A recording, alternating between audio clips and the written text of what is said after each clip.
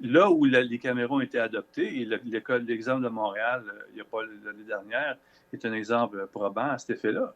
On a déployé des caméras et là, on a fait une évaluation. Qu'est-ce que ça a donné comme technologie? Mais ça n'a absolument rien changé. Ni les policiers, ni la population sont plus satisfaits du travail, se sentent en sécurité ou de quelque manière que ce soit. Ça n'a pas changé quoi que ce soit non plus dans les façons de procéder ou les arrestations ou la résolution de criminalité. Donc, c'est pour ça que c'est une solution qui paraît bien au premier degré d'évaluation, là.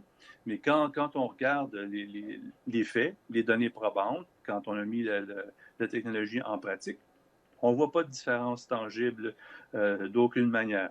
Monsieur Sauvageau, quand on a la caméra, il faut faire confiance aussi aux policiers qui la Oui, portent.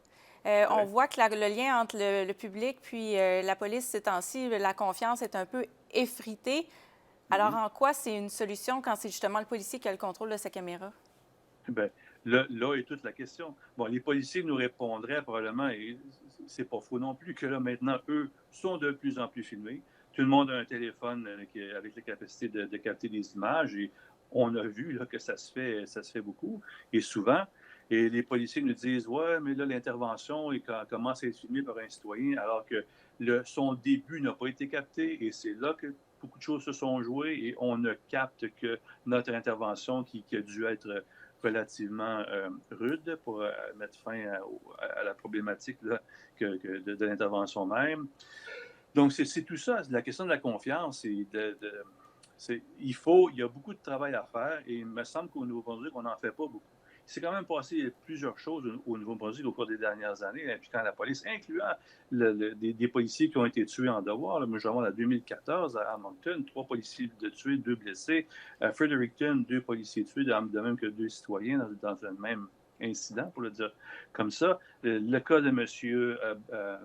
euh, Bathurst, Monsieur Viennot? Vienno, et ensuite, maintenant, ce cas-ci à Edmundston, qui est arrivé cette semaine. Donc, il me semble qu'il y a énormément de choses à discuter au Nouveau-Brunswick, au plan de la police, des services policiers. De quoi s'attend-on lorsqu'on parle de la police au Nouveau-Brunswick?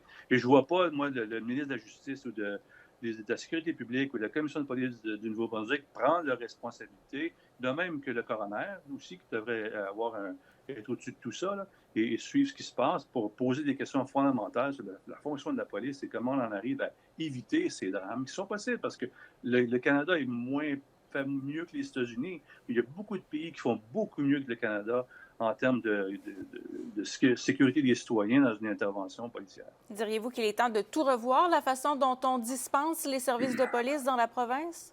Oui, oui, c'est comme partout ailleurs. Il y a des questions qui se posent. Et on fait ça comment?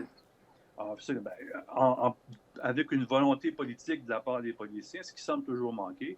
Donc, arrive un moment donné où c'est les citoyens qui doivent se faire entendre par rapport à ça et vraiment exiger de leurs politiciens, de leur gouvernement, de leurs institutions publiques comme le coroner et la commission de police qui prennent leurs responsabilités et qu'ils fassent leur travail, qu'on révise l'ensemble des pratiques, l'ensemble des résultats qu'on obtient à partir de ces pratiques et prendre des décisions en conséquence.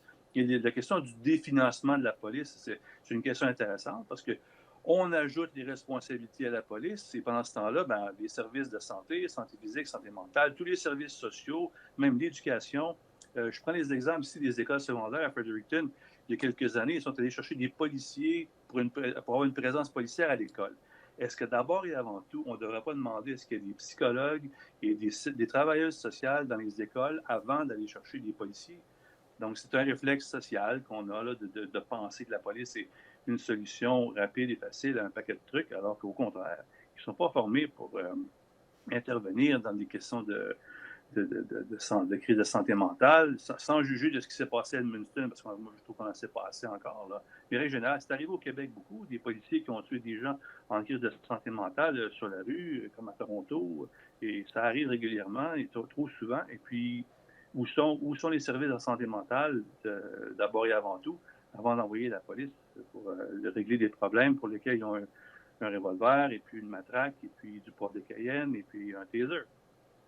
On n'arrive à rien on n'arrive à rien de cette manière-là.